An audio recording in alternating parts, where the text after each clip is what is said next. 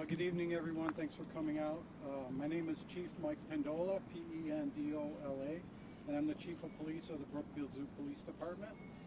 Just to give you some information of what happened this evening here is approximately 5:15, the West Central Dispatch received a call from a crisis intervention line where a caller called them and threatened to do harm to the guests and himself at the zoo, or herself, excuse me. And that call went to Brookfield Police Department, and their officers responded along with the Riverside Police Department. As you know, the zoo is in the village of Riverside and also the village of Brookfield. And we work cooperatively together for situations just as this. I want to introduce Chief Mike Pravilla and Director Matt Buckley from the Riverside Police Department and from the Brookfield Police Department. So approximately 5:15, as I said, the call came in and Brookfield responded along with Riverside. We have our own police department here, so we met those officers at our south entrance, and we got the information that they had. It was somewhat vague, but we decided to institute a lockdown, a shelter-in-place order. So we put that out over our radio to all our staff that have radios, and we began to assemble officers to start to clear the park.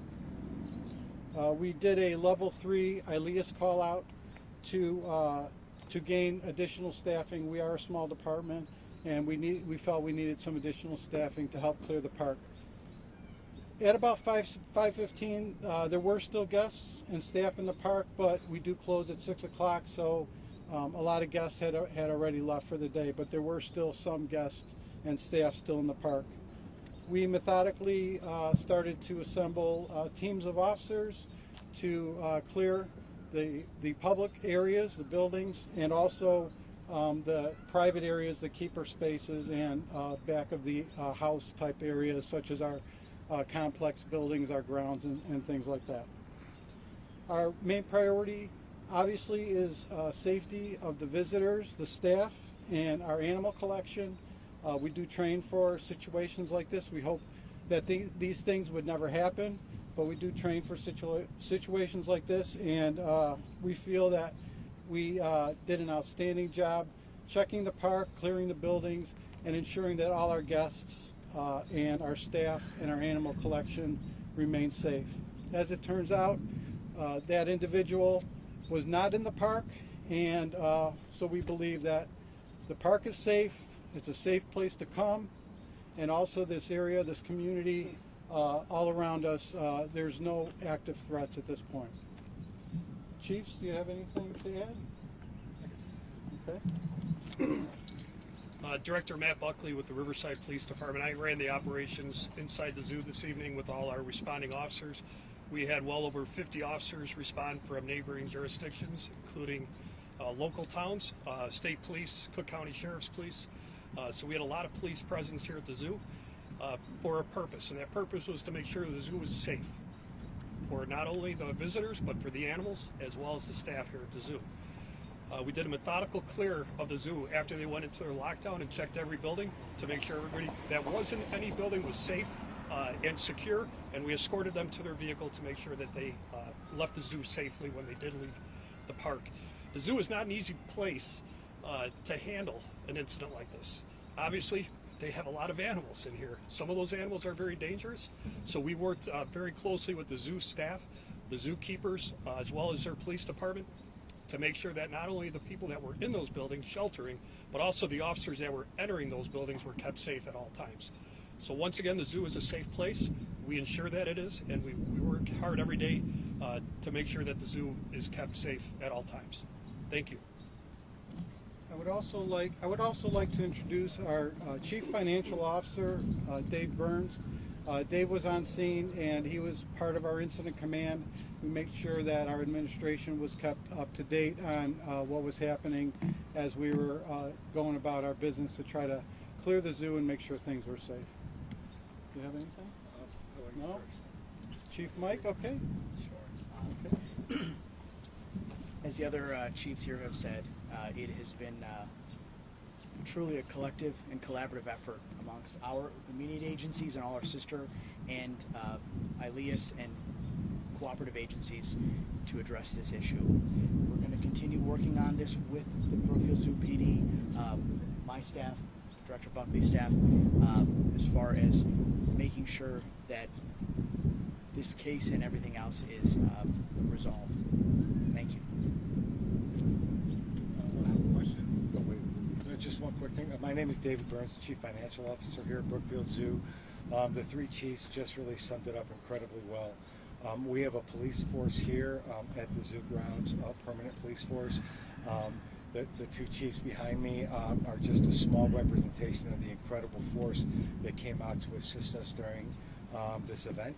And as Chief Pendola had mentioned, we have a safe environment, and we look forward to having our guests come out and look forward to tomorrow as business as usual.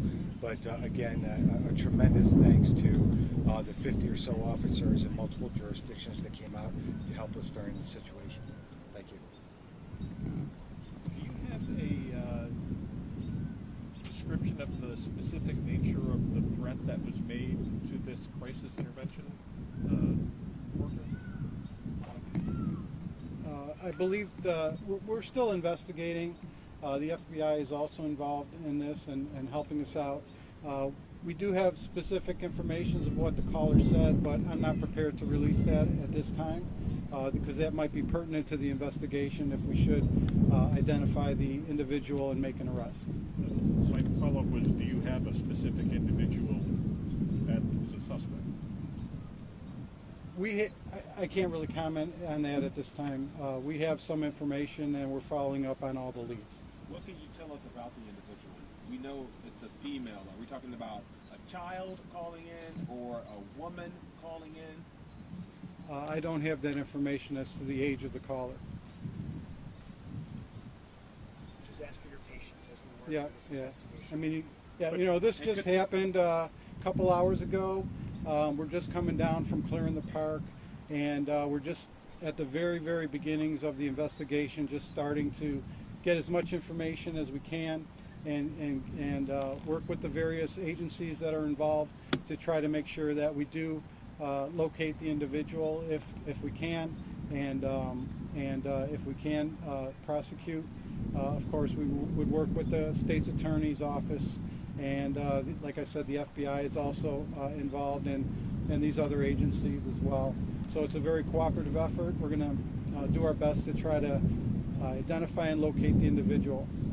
What does her mental status play in whether or not charges could be filed against her? I think ultimately the choice to file charges would be with the state's attorney in cooperation with the information that is received through the investigation. I cannot comment on the person's mental awareness or status or what this individual was thinking to make the call. That is still something that we would hope to find out. This was a multi-jurisdictional response on the heels of a mass shooting not too far away. If you guys can speak to just your officers responding after just miles away, dozens of people were shot, 7 people killed.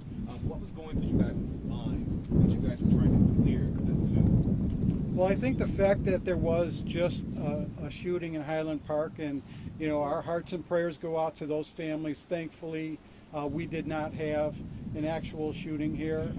We're very thankful for that. But we do recognize that that tragedy out in Highland Park, and we certainly support all law enforcement efforts out there, and as well as our blessings to the families that were affected, so many families that were affected. I just would say that we had a tremendous response here. We did have our 3 agencies initially involved, and then we made the ILEAS call out, which was to be 15 cars, and we got well over 50 officers that came out here, including, as Vice President Burns said, state police, Cook County.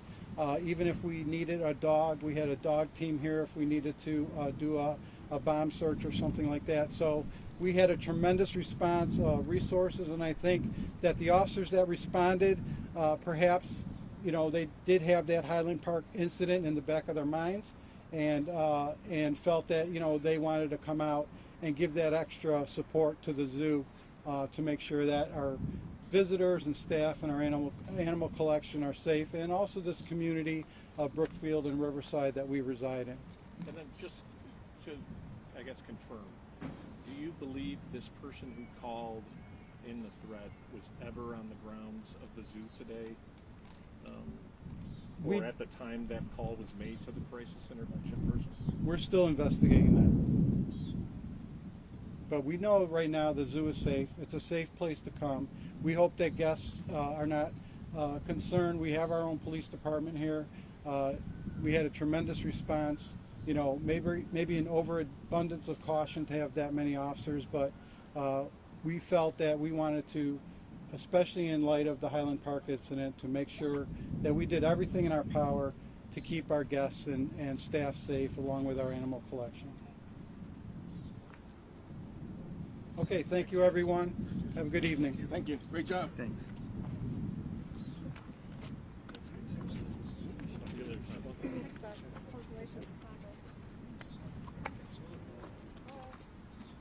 All right, so the zoo will be open tomorrow?